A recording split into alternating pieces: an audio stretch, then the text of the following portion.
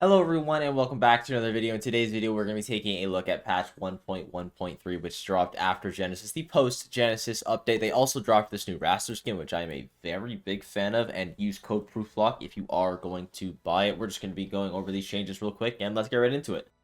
Starting off with Zetter, he got a change to his grab, and pretty much everyone got a change to their grab where they add this new lower hitbox so it prevents a whiff on short characters landing directly in front of them, which I think is great.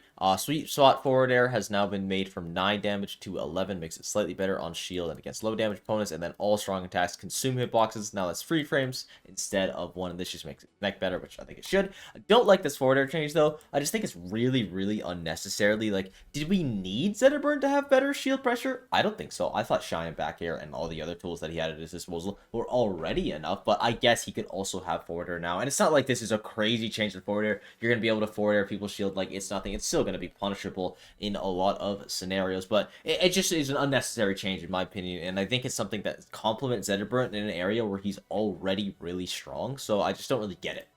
Next up is going to be to Ranno. They made it so that up special dive kick no longer skips the landing recovery window when parried, which is good. So you just get actually rewarded when you parry this move now. And a big change is to up tilt and forward air. They made it so up tilt has 3 more frames of recovery and forward air has 2 more frames of recovery, and this is exactly what I wanted from the devs in these changes. Specifically with up tilt, exactly what I wanted with up tilt. I just wanted this move to be a little bit longer, just so there's a little bit less time where you can actually spam it and combo it into itself. I think that's really lame that you were just chaining it. Even if it's the cool sliding up tilt into itself, I still don't like that you can do that, so that's going to be a lot less effective. Now, forward air as well, it's still going to be a really strong tool. It's still going to hit the exact same, still going to have that combo ability, but it's not just going to be this thing that you can spam and throw in a neutral and just not think about it willy-nilly like it was before. It was literally just like a wall of death that you could do with Ranno, and it still kind of is, but I played a little bit in game. It feels way less spam water now. I really like these Ranno changes. I think these are the perfect things that the character needed. They were the only complaints I really had about the character, and I think he's probably in an amazing spot right now.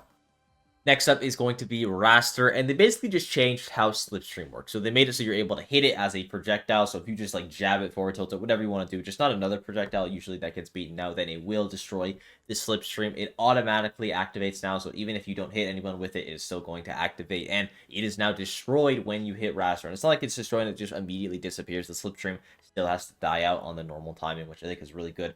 And I think this is honestly a really nice change for Wrastor. Before, if he just like had Slipstream set up, he was just like this neutral monster, this demon advantage state as well for like an X amount of time. I don't know how long it lasts off the top of my head, but now it's not going to be like that. If you actually manage to get a hit on Wrastor, he isn't going to have that absurd advantage state anymore. He is going to be a little bit more of a mortal. So I think this is a great change for Wrastor. It's a little bit of a nerf, but not a significant one in my opinion.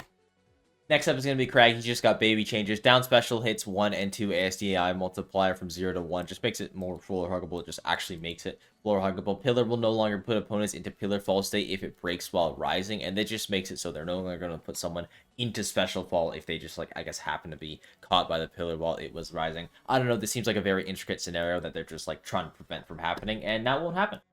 Next up is going to be Fleet. They made her dash speed 17 instead of 15, and this just offsets the dash acceleration change that they made earlier, so it just makes her a little bit faster. Awesome. Obviously, you're definitely going to take a speed change in any direction that's up. Forward special wind arrow has now a little bit less damage in the late hit, makes sense, and the forward strong mid hit now has more damage, so a little bit less damage in this area, a little bit more damage in this area. Actually, a net gain of 1 damage, pretty big deal. Actually, 2 damage, because now the sweet spot of down strong also is going to be hitting a little bit harder. And up strong arrow also falls through pits. Fully charged specifically falls through platforms, which is, I don't think something that's going to matter. Maybe it will, though. Maybe it will. I honestly have no idea. It could be really funny to see the arrow fall from the heavens, come back down, and actually hit someone on the platform. But yeah, these changes for Fleet aren't really going to matter, but it's always nice to get a speed boost.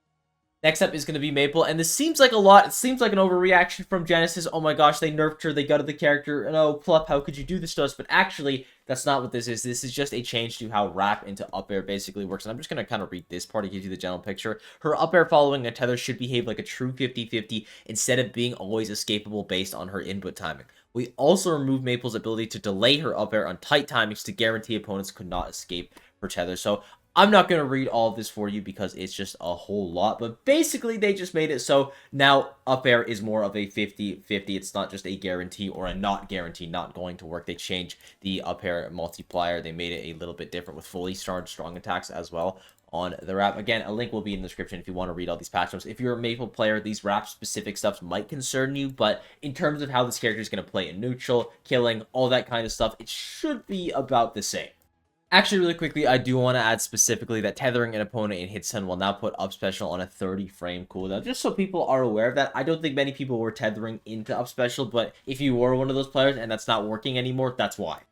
Next up is going to be Clairen. They made the tipper stuck lockout duration from 20 frames to 30 frames, and this reduces the amount of stuns in her average tipper combo, but also gives the opponent less time to DI correctly, so it can help and hinder people. So basically, the stuns just last for less, but if you're Clairen, a good Clairen, you're going to be able to capitalize anyway, and you're not going to be able to mix up your DI as much as the opponent, which is awesome. Crouch canceling on tipper doesn't send into tumble and now cancel the tipper stun. I think this is a great change. It's actually making crouch canceling like something that is solid against Clairen, actual valid counterplay. So really, really like that change. Neutral layer, multi-hit tipper stun duration from 17 to 15. Side effect of the hitbox formula change. Up air, sour spot, hits one multiplier. This move has been linking into itself too easily, so they made it from 1 to 0.09. Really, really, really like this change. I think this was absolutely necessary because you could just sour spot over and over and over with that move. And it kind of defeats the point of this is the tipper character. You don't get to combo if you don't tipper. Now, you still get to combo if you don't tipper, but just a little bit worse with that up air. And then finally, down throw tipper stun duration from 28 to 30. And this is just a hit pause change.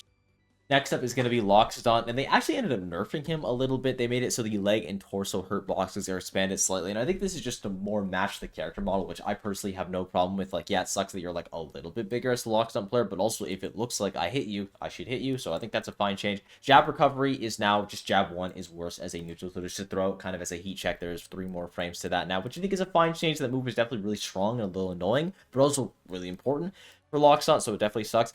Down throwing an opponent onto an inactive lava pool will give Loxodont a molten charge before destroying it. Honestly, really, really nice for Loxodont. Super nice changes to actually get that molten value there. And it kind of sucks because these next 2 changes just completely counter it out. Lava pools can now be extinguished by opponents during the 60 frame windows before they become active. So I think this is basically just like if the opponent manages to hit Loxodont away, they no longer have to like actually worry about like babysitting the pools to make sure that he doesn't actually get near them again. You can actually just get rid of them and then go back to keeping Loxodont in that disadvantage state. So that's really nice. And then Loxodont will now extinguish pools if he is in hit stun or knockdown when he touches them. So he no longer gets that boost on the ground, or no longer the pools stay. Actually, I think he would have gotten the boost on the ground as well. So that no longer happens, which I think should have always been like that, but I also think that definitely really, really hurts the character, just making it so, maybe not really, really, but less lava for Loxodont, less magma jump, way worse character. It's so crucial for his kit. So these changes absolutely hurt Lox. I don't think any of them are like horrible though. They're none in the wrong direction. I agree with all of them, but I would have liked to have seen like maybe a buff or 2 thrown his way to kind of balance these out. Next up is Forsburn. It's real simple changes to Forsburn. They made his short hop speed 17 to 18.6, and this increases the time it takes for Forsburn to reach the ground after short hopping, adding a little bit more commitment, which I think is fine. And then they made it so that down tilt does a little bit less damage, which I also think is an amazing change, just because down tilt like literally combos into itself over and over again. You also do forward strong into down tilt. Like if you can get that going multiple times, people aren't DIing or crouch canceling it right. Obviously, that can be lethal. So I think that's a nice change for Forsburn. It's not going to be that big of a deal, but I agree with it.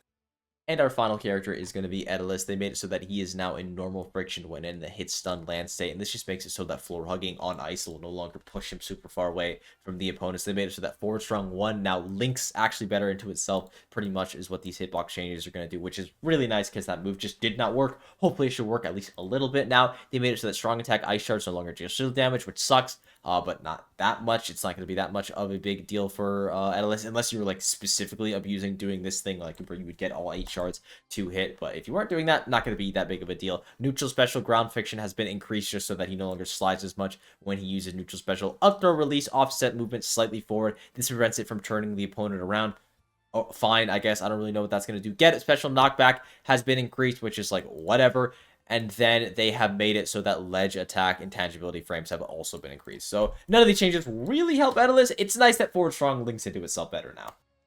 And we have my end of patch notes tier list. You have the characters in neutral, which I don't really care about their changes, or they just didn't get any changes, so they're going to be in neutral. Wrastor, I think Wrastor got some good changes. I like the slipstream change. Just makes it so that there's now a lot more counterplay to that move, and he's also not as invincible once it is thrown out. Love the changes to Clairen. I don't know if she actually needed to get nerfed in terms of how she was in the meta, but I think making it so her stuff can be crouch cancel and also making up air a worse combo move is like really, really good. If I were to ever change Clairen, those would be the exact things that I would do with her. So really like these changes, and also really, really like these Ranno changes. I think this was the literally exact approach that you needed to take with this character. Just make up to a little bit worse, make Forwarder a little bit less versatile, and you've got yourself a really balanced character. I don't like the Zetter change. I'm not like hating. It's not that big of a deal. I just think it was unnecessary for a character that already had really good shield pressure. And I also really don't like the Loxodont change. Like the Hurt Box one, I don't care about at all. But the other Magma ones, I don't think you really needed to nerf his Magma. Like, it's not like he was an amazing character that was dominating everyone and he was just absolutely running people over with Magma. He still has to earn that Magma. He still has to get it with people rushing him down. He's still a big body character that's often having to use it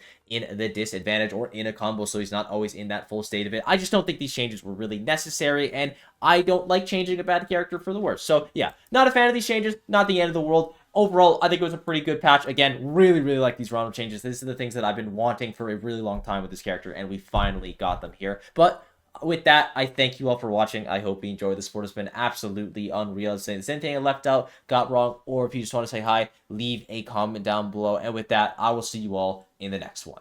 Bye-bye.